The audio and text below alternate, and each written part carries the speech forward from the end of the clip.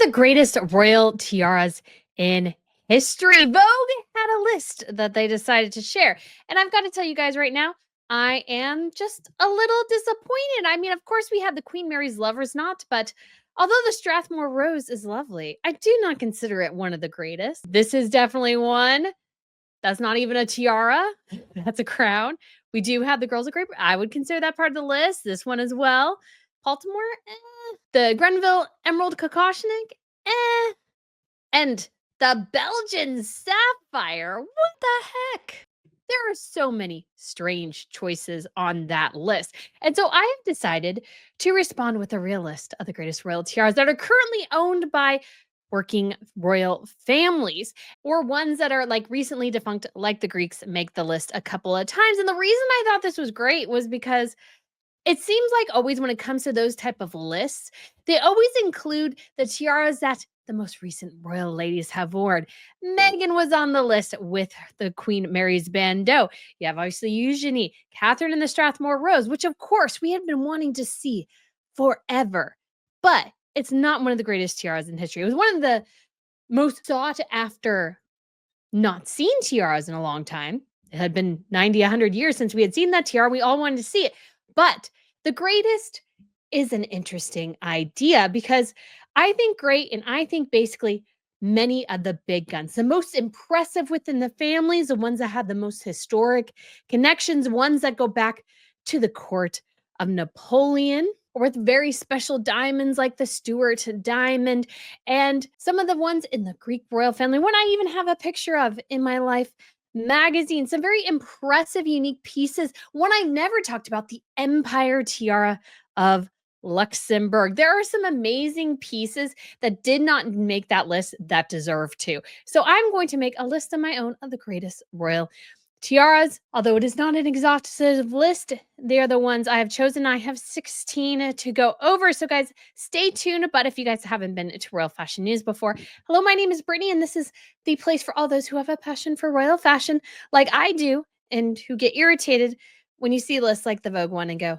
none of that was right. So if you guys are interested in this channel, feel free to hit the subscribe button. I would absolutely love to have you back. All right, guys, I am so excited to share as well that for this video, we have a sponsor, Foreo. They have these incredible skincare line. It is actually based out of Sweden. And when I watch tiara events, I just think, not only do the jewels themselves have to shine, but so do you. So to make yourself look the best you can, use great skincare products, and this Foreo UFO3 is one of them. It is a deep hydration device that includes LED light therapy, T-sonic massage, and cryo and thermal therapy to reduce wrinkles and increase skin moisture. It is incredibly easy to use. All you have to do is pop off that little ring there and then select your mask. I chose Glow Addict because I want to glow even more than the tiara that may or may not be on my head. And guys, there are 8 different settings you can use in addition to specialized ones depending on which mask you are using.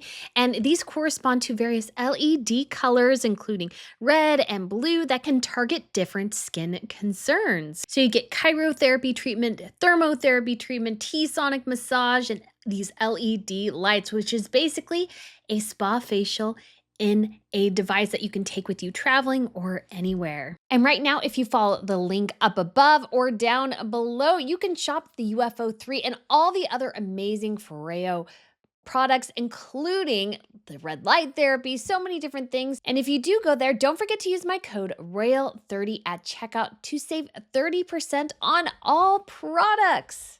Guys, this really is quite amazing, especially the heating feature. I feel like, golly, that's just what you want, like right before you go to bed. It's like a massage for your face. It's wonderful. And then I'm thinking for me, for the summertime, the cooling feature is going to be awesome after like a super hot, humid day.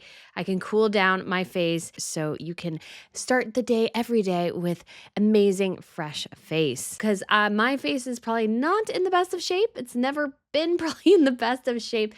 But using this is so giving amazing benefits, especially the heat can open up the pores, like it's just so much. So if you guys are interested, feel free to click on the link in the description box. And again, if you use code ROYAL30, you will save 30% off the entire site. It is an incredible, amazing deal, including this UFO 3 device. It is absolutely amazing. Again, a spa and something that can fit in the palm of your hand. Thank you so much for checking it out. It helps support Royal Fashion News and all that we do here to bring you more glorious tiara moments. And so without further ado, let's go into it. And I did try to, I'm not putting these on any sort of, you could say, like greatest or worst. That's not what I'm going for here. The ones I think are just the greatest, the most impressive in terms of diamonds, the profile, or the ones with the deepest history to the family. Those are the ones I find the most interesting because those ones, the connections that they had, the influences, all those sorts of things really are what make it the tiara unique, interesting, and some of the greatest, which is why a lot of these pieces sometimes aren't worn a lot. They're actually kept in the vault a lot of time and only brought out for the greatest of occasions, which is why they are the greatest tiaras. So, without further ado, let's go ahead and begin. And I decided because I kind of went in an alphabetical list in terms of countries, we will start off with the lovely country of Belgium. So, from the royal household, we have the 9 provinces. It is the grandest tiara in Belgium and definitely worthy of being on the greatest list. It is incredibly impressive with 9 large diamonds that are framed in arches and have a bandeau base. And so the history of this tiara is pretty simple, as most tiaras began as wedding presents, and this was no different. It was given by the Belgian government to Princess Astrid of Sweden, who was going to marry Crown Prince Leopold of Belgium, probably known also as the Duke of Brabant, in 1926. And so those 9 diamonds represented the provinces of Belgium, the colony of Congo, and the Belgian royal household. And when the tiara was originally presented, it did not have the arches that frame the diamonds now. They were actually basically just on spikes.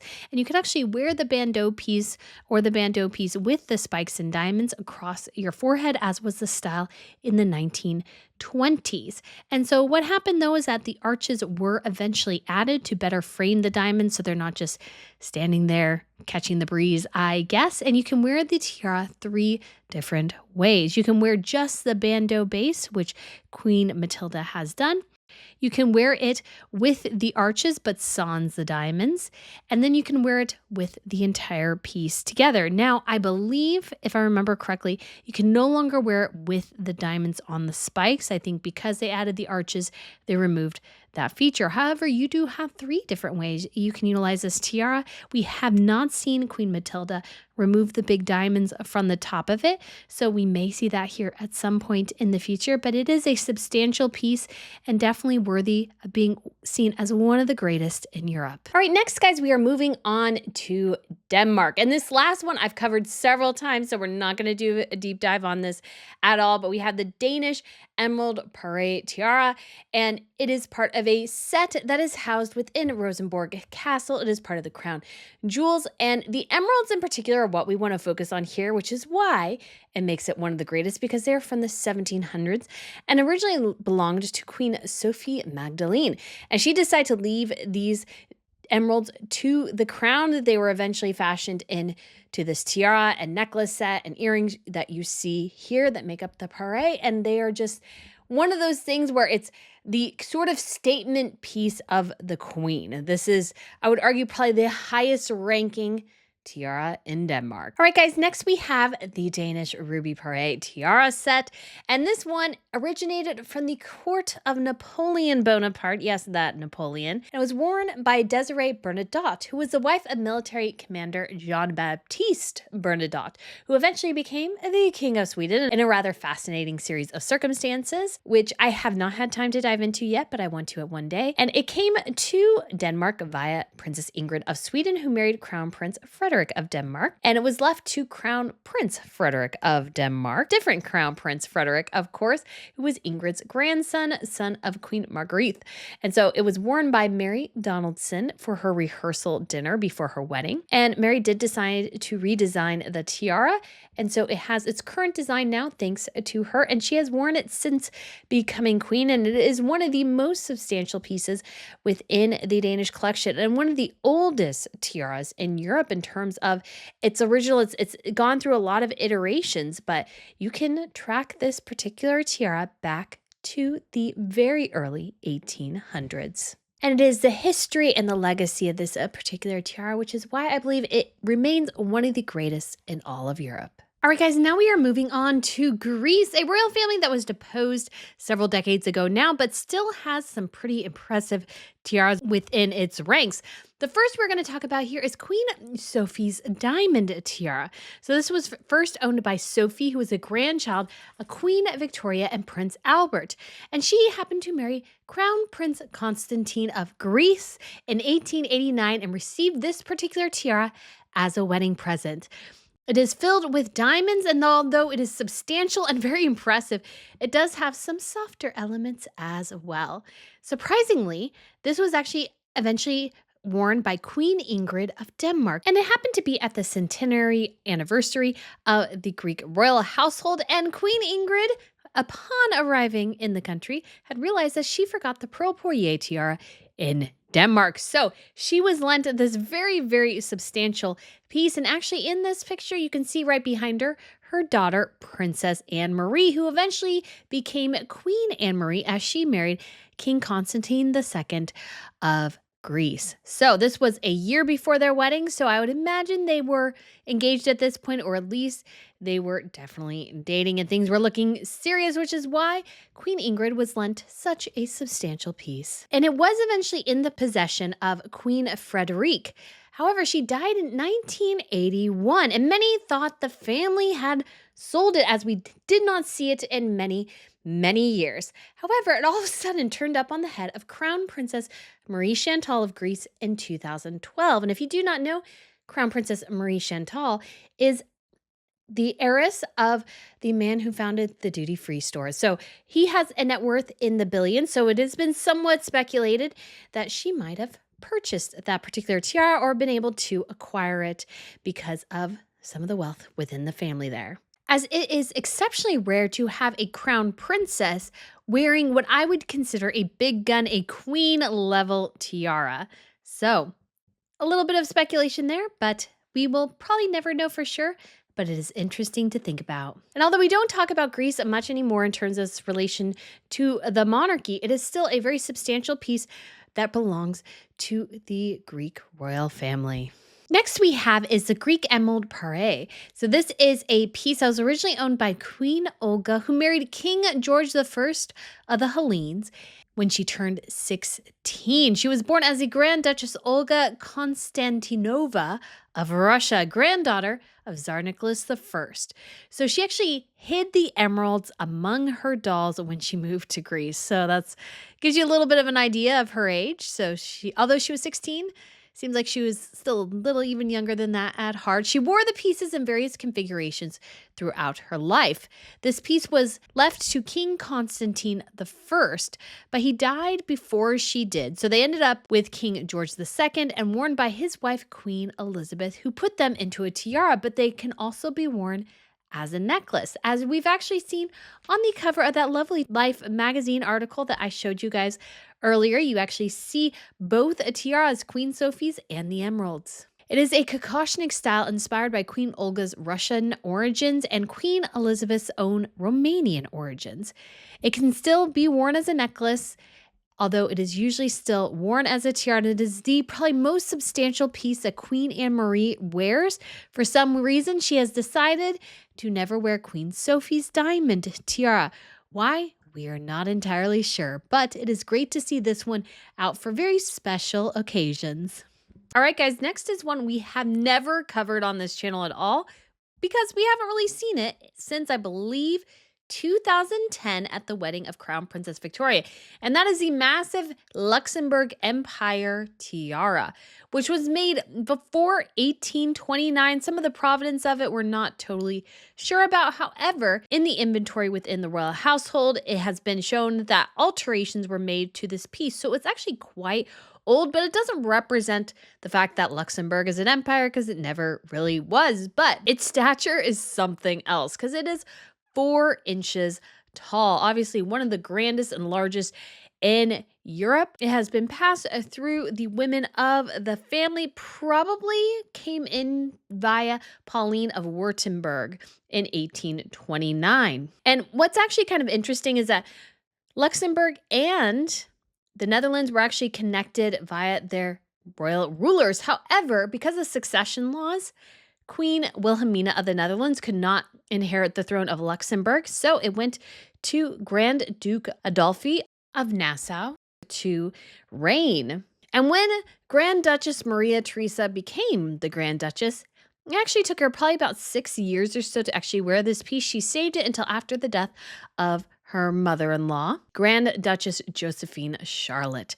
So it is an amazing piece, one that we hardly ever see, but shall we see this year? Because the throne of Luxembourg is transferring between Grand Duke Henri and his son. So maybe we'll see them bust out this one for one final round. Next is one of my absolute favorites, which is, of course, the Stuart tiara of the Netherlands. This piece is unbelievably impressive. The diamonds have been in the family for generations. I've done whole videos on this tiara, I think, multiple times because it is so impressive because of the diamond on top of it, which is a light blue diamond, which is almost 40 carats and originates from the 1600s, late 1600s. So this is a quite substantial piece, very, very old piece, but it can actually be worn in a couple of different configurations as Queen Maxima has shown us. She first debuted it on her state visit to Luxembourg, and it was so exciting because everybody was wondering if this tiara still existed or not. But as it turns out, former Queen Beatrix, it just was a bit too heavy on her head and gave her a headache, or most tiaras did. So she decided not to wear this one, but Maxima, no such issues. So she loves wearing this piece, and we love her for it. So big shout out, of course, to the Stuart tiara. It was made in the 1800s, but many of the pieces, the diamonds in particular, are much older than that, and they are considered the house diamonds of the Netherlands. And it is the grandest of all grand tiaras, I feel like, in Europe, because it for sure has, I believe, the biggest diamond of them all. Next, we're going to talk about a tiara within the Norwegian royal family, which is also one of its most substantial and has quite an interesting history when it comes to the Second World War. And this is the Norwegian Emerald Parure tiara. And I say parure, and I know I'm pronouncing it wrong, but it is part of a set. So that means usually tiara, earrings, necklace, brooches, a couple of different things. So these are the most substantial within generally the collections are sets like these. And this particular one has sort of a long history beginning in the early 1800s. It has been speculated that it might be connected to the court of Napoleon. That hasn't been firmly established. But what we do know is that it was on the head of Amalie in 1829, who was the daughter of the Duke and Duchess of Luxembourg. And a lot of the pieces from the Luxembourg family ended up in the Swedish, Norwegian, and Danish royal families. And so she was given this set consisting of a tiara, earrings, necklace, and a brooch in diamonds and emeralds, as she was about to become the Empress of Brazil. However, her time as Empress was very short, as her husband abdicated. There was sort of a war, and so she actually had to put some of her pieces up for collateral to help secure loans for this war. All that to say that it ended up going, after her death, to her sister, who was in the Swedish royal family, and it was passed down to a member of the Norwegian royal family after it split off. And it came eventually into the possession of Princess Ingeborg, and she lent it to her daughter-in-law, Crown Princess Martha, for several occasions. And when World War II broke out, Crown Princess Martha escaped Norway with her children to America, and Princess Ingeborg actually gave her this particular tiara. and told her, "Please take these jewels. If you need the money, don't hesitate to sell this." And as it turned out, they didn't need to do that. So it remains within the Norwegian royal household, worn by Queen Sonja today, and is by far one of the most impressive. It has actually quite more of a wild history kind of running through the women of the family, but we don't have enough time to cover that now. However, it is a very substantial piece, quite gorgeous, has a very sweet history within the family. All right, guys, next we are moving on to España and the tiara that is part of the Joyas de Pasar, and that is the Fleur-de-Lis tiara. It is the grandest and largest within the collection, standing a couple inches high. It was initially owned by Queen Enya of Spain, and she decided in her will that it should be part of a special collection that just passes from queen to queen, which means in English, Joyas de Pasar, the jewels that are passed on. And some of the jewels that are within this includes one tiara, which is the Fleur-de-Lis, 3 necklaces, a pair of earrings, a pair of matching bracelets, and 2 brooches. So it is considered the creme de la creme, you could say, within Spain, only worn for the most grandest of occasions. It has only been worn a handful of times by Queen Letizia of Spain since she and her husband inherited the throne in 2014. The first time she wore it was on a state visit to the United Kingdom. And given that these pieces pass from queen to queen, they have not been altered. Now, I have to admit, although Queen Letizia looks pretty good in this piece, given that she is so petite, I feel like it sort of overwhelms her. She looks better, I think, in some of the tiaras with a lower profile, but however, she still rocks it. All right, guys, so now we are moving over to Sweden. Don't forget about foreo and the awesome opportunity there, because, oh man, I love the Swedish royal ladies. They have some of the best tiara hair, some of the best tiara looks. And when it comes to this lovely and amazing Scandinavian country, we have one of the grandest of all gems, also a couple of inches tall, which is the Berganza tiara. And much like the Emerald Parade tiara in Norway, this one came via Empress Amalie as well, because she was connected to the Loeschenbergs. And so this tiara in particular made its way over to Sweden, and it has quickly become the grandest pieces that's saved and reserved for only the most special of occasions. So it began its life in the early 1800s, and the diamonds began with Emperor Pedro I of Brazil, whose first wife, Empress Maria Leopoldina, who was the first owner of the diamonds before they were eventually made into this tiara for Empress Amalie, whose mother was the Duchess of Loeschenberg. And the Loeschenbergs also have a connection to Emperor Napoleon, which also features quite prominently within the collection of the Swedes, as their future king was originally a military commander for Napoleon Bonaparte. So this tiara made its way over there after her death, and she left it to her sister Josefina. And after her death in 1876, this is Josefina, the great Brazilian Parure was valued at 248,000 Swedish krona, which was much more than the Loeschenberg or the Napoleonic Emerald. And it was then inherited by Queen Sophia of Sweden, who wore the tiara for portraits, and eventually passed through the line. And this is one that is simply reserved for the queen. It was never worn by the crown princess, the mother of current King Carl Gustaf, because her husband died before she could become queen. He became king quite young. And so this tiara disappeared from public view for a couple of decades until it appeared on the head of the new queen, who was Sylvia, who married into the royal family in 1976. And she said of this tiara, it came to Sweden by inheritance from Empress Amalie, who had married Dom Pedro I. And for me, it is, of course, a little special because my mother was Brazilian, and Empress Amalie was very much loved in Brazil. That is from the Royal Watcher blog, and I really do think it's an amazing piece. And the most notable appearances that we've seen this tiara at in the last couple of years is, number one, the wedding of Crown Princess Victoria of Sweden, the future Queen of Sweden. Her mother wore that particular tiara then.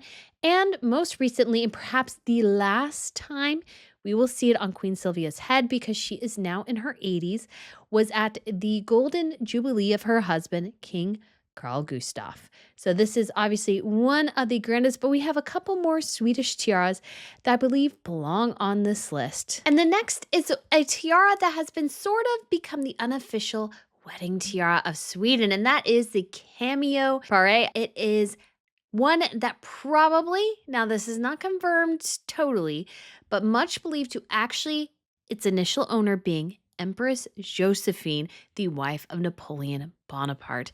These cameos date back at least to the court of Napoleon and is widely suspected that this piece originated from that time period. And it is wholly unique in terms of a tiara within any royal family. No family has a tiara quite like this one, and it is made of cameos, gold, diamonds, and pearls. It is an exquisite piece, one we most saw recently in terms of, you could say, a grand occasion on the head of Crown Princess Victoria of Sweden when she married her husband, now Prince Daniel. Was also worn one time by Queen Ingrid during a little performance where she acted as if she was Josefina, one of the former queens of Sweden, who was the grandchild of Empress Josephine. This tiara has a very special history within the family. It is grand, it is beautiful. It's one they pull out only on the rarest of occasions because it is actually quite delicate. And I absolutely loved, there's a quote from Queen Sylvia in a documentary, and she said basically that this tiara, much like a marriage, can be rather fragile. And I thought that was just a great piece of advice. She has worn it quite frequently since. The most recent appearance of this particular tiara was at the state visit from France, which makes sense because royal ladies like to, during their various royal events, wear tiaras that have a connection to that particular royal household. And of course, the cameo tiara would be top on that list. All right, guys, so this is a little bit of a stretch, you could say, as one of the greatest tiaras. However, the historical significance of it and how rare it is and how we don't see this anywhere else, I think means it should make this list. And that is the Napoleonic cut steel tiara in Sweden. So yes, Sweden makes this list 3 times. This is another Napoleonic heirloom and originates from Queen Hortense of Holland, who was the daughter of Empress Josephine. Again, another connection there to Empress Josephine of France. And she left it to her niece, Princess Eugenie, and it passed there to Empress Amalie, and then eventually to Queen Josephina of Sweden and Norway in 1873. Now, what's absolutely fascinating about this piece is that it completely disappeared from public view for a century. It was not recorded anywhere. Nobody wore it. And once Queen Sylvia married King Carl Gustaf in 1976, this was actually rediscovered by Goran Elm within the Royal Palace of Stockholm. Apparently, they found it somewhere in a cabinet. And since then, Queen Sylvia has busted this thing out many, many a times. Many other members of the royal family there in Sweden have worn it. And it is a truly unique piece. It has these little bits that sort of move, so it gives it some dimension and some sparkle because this thing actually sparkles. You can actually see it here in this video of Crown Princess Victoria at the Nobels in 2011, I believe it was. This is actually one of my favorite looks of hers at the Nobels, is this particular one. And it has been recently worn actually by Princess Madeline of Sweden for the first time. And this particular tiara, much like the cameo, is actually very delicate. So Victoria only wears this at events where she knows she's not going to move around too much. And I just find this piece so unbelievably fascinating that we don't really have anything else like this in any other families, except for there is actually another steel cut tiara in Sweden. It's a Swedish bandeau steel cut tiara. It is not as exciting, but I love the plumes of feathers and everything. This just has such an evocative piece that you just don't see anywhere else. And that's why Sweden, I think, has one of the best tiara collections in Europe, because not only is it one of the oldest, it's one of the most unique. There is no other tiara like this in Europe. Ergo, except for the one that's already also in the Swedish household. Ergo, it deserves to be on this list. All right, guys, next we are moving on to a tiara I've covered quite a bit and it should be no shock, but it is the Queen Mary's Lover's Knot tiara that has been most recently worn by Catherine, the Princess of Wales, and of course, Diana, Princess of Wales, as well. And this one is a copy of the Cambridge Lover's Knot. They are actually different tiaras, although they're almost an exact match. And the pearls on this particular tiara were originally taken from the Girls of Great Britain and Ireland tiara, another one we will get to on this list. And it was commissioned by Queen Mary in 1913. And of course, has been worn by Queen Elizabeth II and Princess Diana and Princess Catherine as well. It is such a romantic piece, and because of Diana, it has become such an iconic piece of history. And so I really feel like this tiara is one of the greatest. It has a beautiful, beautiful design.